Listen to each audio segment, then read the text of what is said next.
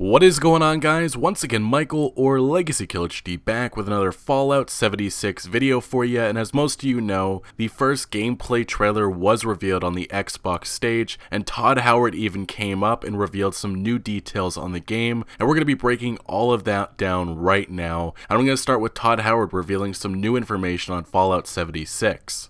Games, and it is our biggest one yet. It is 4 times the size of Fallout 4. Set in the hills of West Virginia, you are one of the first to emerge into an untamed and very different wasteland. So yeah, as we expected, Fallout 76 I guess it's going to be much bigger than Fallout 4, which is probably due to the fact that there's going to be a lot more of a rules setting, a lot more land for us to explore, not necessarily a lot of buildings like how it was in Fallout 4, although that sets up for a lot of other things that we haven't seen in Fallout games. Now, this trailer starts out with, I guess this is pre-war, we see the bombs dropping, and we obviously see that infamous power armor, the T-51B, the one used by the United States military. Obviously you don't have the Brotherhood of Steel seal on there because they don't exist yet, or at least they're on the West Coast, I should say. But yeah, that does set up the question if we're possibly going to be seeing another pre-war setting, at least starting out the game. I do wonder if that's how it's going to begin, or this was just made for this specific trailer. For the next few scenes, we get a look again at Vault 76. This is the same thing that we saw in the teaser trailer. I'm not going to talk about that much because we already knew a lot about that, but that is where the game probably, I'm expecting, is going to start out, because that's where our character comes from.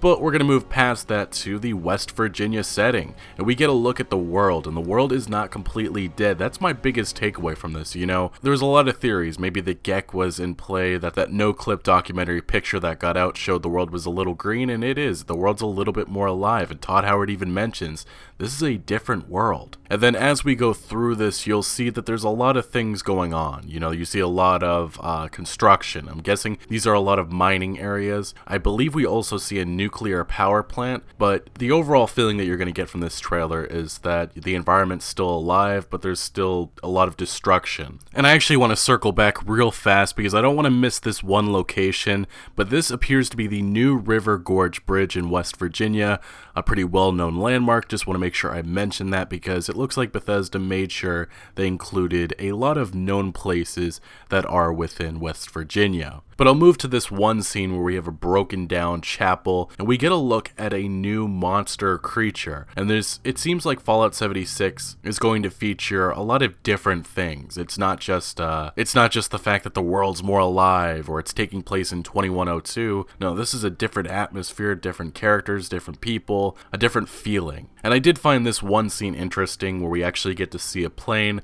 I've been setting up the question maybe we'll see vehicles, but honestly with Bethesda's engine, we still don't know the limitations. We all expect that they can't handle too much, and in all honesty, I don't know how that would work. But honestly, I'm excited if that is something that could be coming to Fallout 76. And then after that, we get to see the character that we're going to be able to make as he travels throughout the wasteland. We get to see some type of broken down platform of some sort. And then we obviously get the Vault text celebrates 300 years of America, where this is Vault 76 setting. We still don't know necessarily where that is, but it is obviously in West Virginia. And then they tie in the power armor to our character as he stumbles upon it through the wasteland. And then it cuts to our character. I guess you could say he's modeling a firefighter. We can see him with an axe in one hand, and then obviously a firefighter outfit. So that's pretty cool.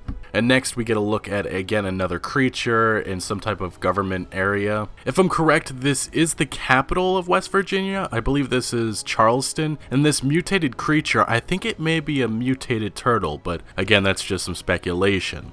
And then the next scene, I think this ties into the mining town that we found earlier today. If you missed that video, check it out. I think we're going to see a lot of mining facilities, and this may just be a little tease at that, but it also may be a tease at settlement building of some sorts with this. And here we have our first look at some type of estate. It's called Watoga Estate. I'm guessing this is where people used to live, well, obviously, but this may be the city part of West Virginia that we get to explore.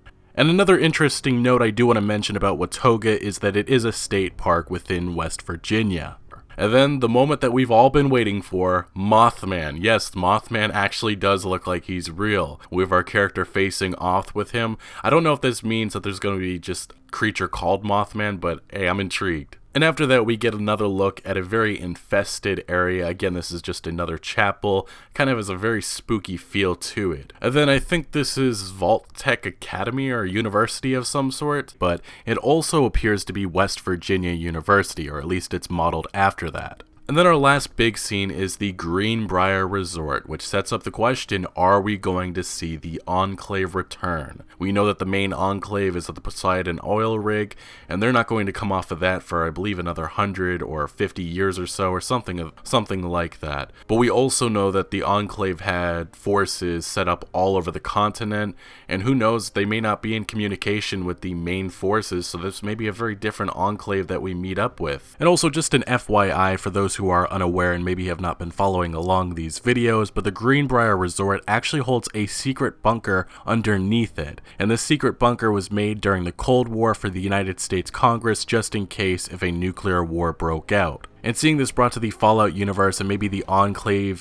or at least remnants of the Enclave hiding within it makes a lot of sense. And I say that because the Enclave, if you're unaware in the Fallout universe, they represent the pre-war government and military.